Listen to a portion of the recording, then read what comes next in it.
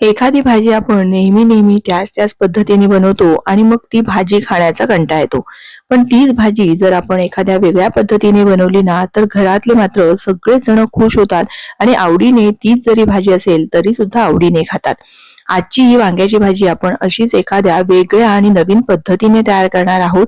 म्हणजे ज्यांना आवडत नाही ना, त्यांना सुद्धा अतिशय आवडेल अशी ही त्यांची वांग्याची भाजी तयार होते.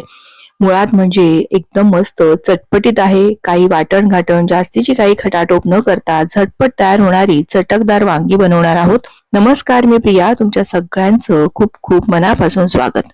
सर्वप्रथम आपण एक वांग्याच्या भाजीसाठी मसाला तयार करतोय.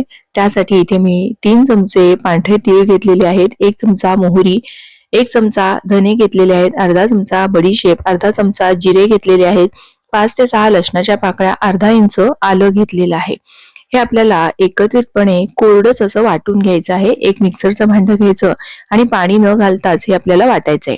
यामध्ये पाव चमचा हिंग घातलेला आहे. त्याचबरोबर आवडीप्रमाणे लाल तिखट घालणार आहोत. आपण सगळे मसाले यामध्येच घालणार आहोत, त्यामुळे इतर आपल्याला वेगळे असे काही मसाले पुन्हा भाजीत घालायचे नाहीयेत. बघा, हे असं मी मिश्रण वाटून घेतलेलं आहे, जरा सुद्धा पाण्याचा वापर केलेला नाहीये. आता हा मसाला थोडा वेळ आपण असाच बाजूला ठेवणार आहोत. कुठल्याही कोरड्या भाज्यांसाठी तुम्ही हा असा मसाला वापरू शकता. म्हणजे वांग्याची नसेल तर तुम्हाला तोंडलं किंवा इतर कुठल्याही भाज्यांसाठी तुम्ही हा मसाला वापरू शकता.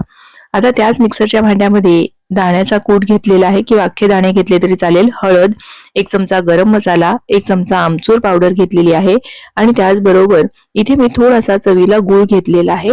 हे सगळे जिन्नस आपल्याला एकत्रितपणे मिक्सरला फिरवायचे आहेत. आणि हो, मुळात म्हणजे इथे मी मीठ घेतलेलं आहे आणि ते सांगायचं विसरले. चवीपुरतं मीठ सुद्धा आपण या मसाल्यांसोबतच घालून घेणार आहोत. आणि हे मसाले सुद्धा किंवा हे सुद्धा दाण्याचा कूट वगैरे मसाले एकत्रितपणे मिक्सरला हे असे फिरवून घ्यायचे.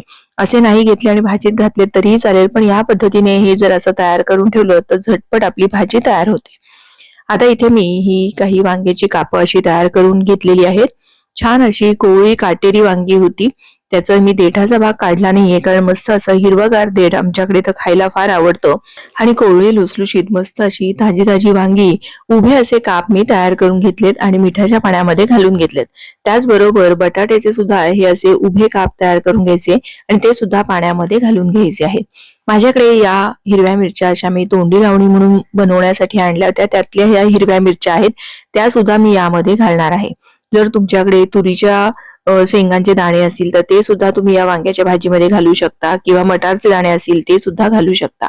आता मी या मिरचीचा आतला जो बियांचा भाग असतो ना, तो काढून घेतलेला आहे, म्हणजे जास्तीचा तिखटपणा आपल्या भाजीमध्ये उतरणार नाही.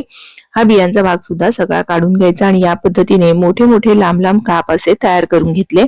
आता आपण लगेच फोडणी करणार आहोत, पण त्याआधी काय करायचंय, थोडंसं जास्तीचं तेल मी घातलेलं आहे आणि त्यामध्ये हे बटाटे जे आहेत ते मी पाण्यामधून काढून थोडेसे निथळून घेतले आणि मग ते आपल्याला चांगले तेलामध्ये परतून घ्यायचे आहेत.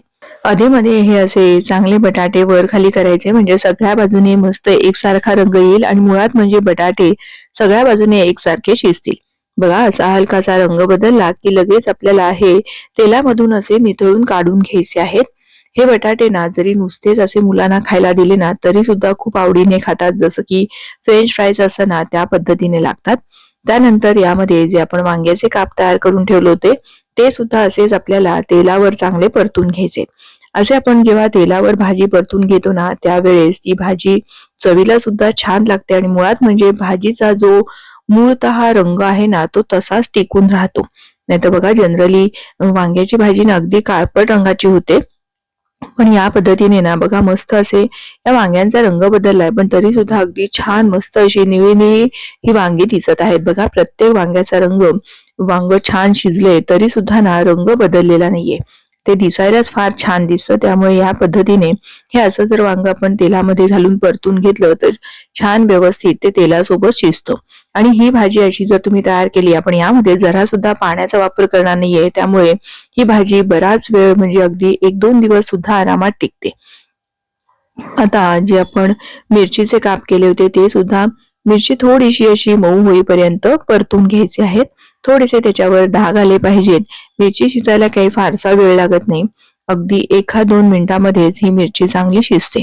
सगळेच आपण हे जे घेतलेले जिन्नस आहेत हे सगळे चांगले असे परतून घेतलेले आहेत. जर तुम्ही मटार किंवा तुरीचे दाणे घालणार असाल तर ते फक्त वाफवून घ्यायचे, ते असे परतून नाही घेतले तरीही चालेल. आता हे जे जास्तीचं तेल आहे ते सगळं मी काढून घेणार आहे, कारण आपल्याला फार जास्तीचं तेल या भाजीमध्ये घालायचं नाहीये.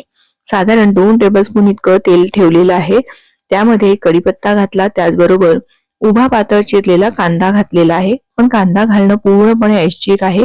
कांदा नाही घातलात ना तरीही चालेल. आता हा कांदा चांगला मऊसूत होईपर्यंत आपल्याला थोडा वेळ असं झाकण ठेवून शिजवायचा आहे. अगदी मिनिटभराची जरी वाफ घेतली ना तरी कांदा पटकन मऊसूत होतो.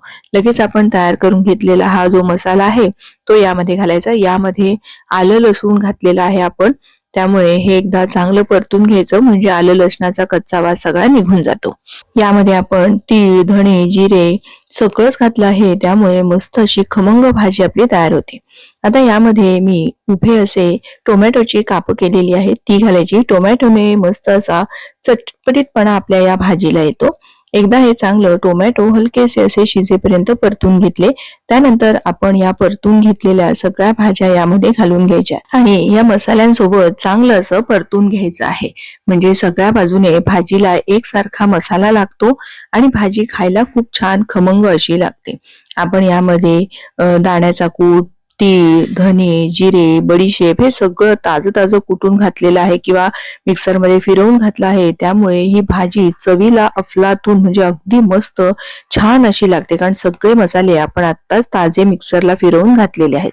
त्यानंतर आपण दाण्याचा कूट, गरम मसाला, आमचूर पावडर वगैरे घालून जो मसाला तयार केला तो सुद्धा घालायचा आणि भरपूर अशी बारीक चिरलेली कोथिंबीर घालायची. या मसाल्यांमध्ये आपण मिठासकट किंवा हिंगासकट सगळं घातलेलं आहे, त्यामुळे आता वरून आपल्याला काहीही घालायचं नाही. हा मसाला एकदा का असा घातला की ही आपली भाजी एकदा परतली आणि साधारण मिनिट 2 मिनिटाची फक्त याला चांगली मंद आचेवर वाफ येऊ द्यायची. अगदी जर भाजी खूप कोरडी वाटत असेल तर थोडंसं 1-2 चमचे पाणी तुम्ही यामध्ये घालू शकता.